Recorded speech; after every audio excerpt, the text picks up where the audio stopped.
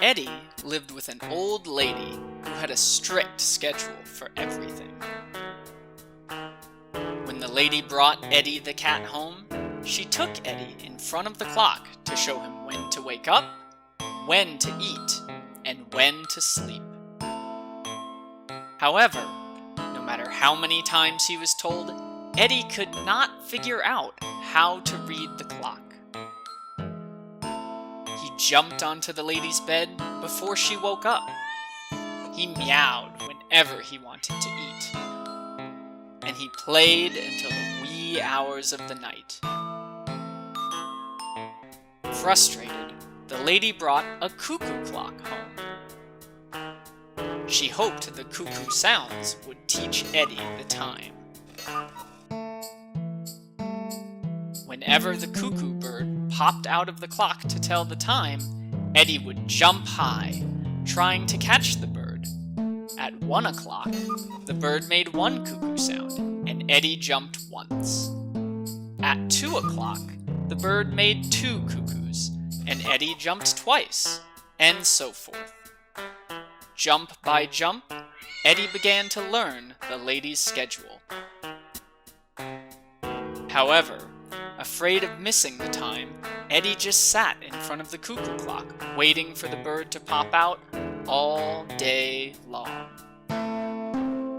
He did not go outside to play anymore. He stopped singing, meowing, and crying. One afternoon, the lady went out shopping. Like every other day, Eddie was sitting in front of the cuckoo clock, keeping a close eye on every second that passed. Tick, tick. All of a sudden, the cuckoo bird sprung out, but instead of cuckooing, it spoke. "Hi, dear. Why are you waiting for me all day?" said the bird. Eddie was so surprised to hear the bird speak. "Gee, I didn't know you were a real bird. I'm going to catch you now." Eddie jumped high, paws stretched out to reach it. "That's more like it. Now you're more like a cat. Thank goodness." "But why are you watching the clock all day?" the bird asked again, fluttering around his head. "I need to do things on a schedule. If I don't watch the clock, I will miss the time," Eddie replied. "I know you do, but the clock is just a machine, and time is in your mind. You can come in here and see it yourself," said the bird. "How can I? I am too big to go inside the clock," said Eddie. "I'll shrink you so I can carry you up inside." With that, the bird tweeted a few magic notes, and Eddie shrunk down into a thumb-sized cat.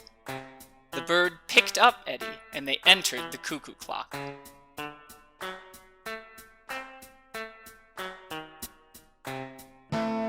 Just like the bird had said, the clock was just a machine with shiny metal gears and 2 windpipes that made the cuckoo sounds that he knew so well. "You are just a machine. Time is a machine," Eddie exclaimed. "No, no, no," cried the bird. "Time is not a machine. The clock is a machine. Time is in your mind." "This is too much for me. Could you just put me down and turn me back? I heard my lady coming home, and it is close to my eating time now because I feel hungry." The bird chirped in excitement. "That's exactly what I mean. You heard the lady come home, and you feel hungry. You are listening to your instincts and using your senses now. Do you see how time is just in your mind?" With a flutter of wings, the bird lowered Eddie down to the floor before flying around his head and singing a song. Eddie wanted to ask more questions, but the bird never came back as a live bird. That day forward, Eddie knew that the cuckoo clock was simply a machine. He no longer spent his days constantly watching the clock. After all, he was no longer afraid of time. He listened to his instincts, and used his senses, just like a real cat.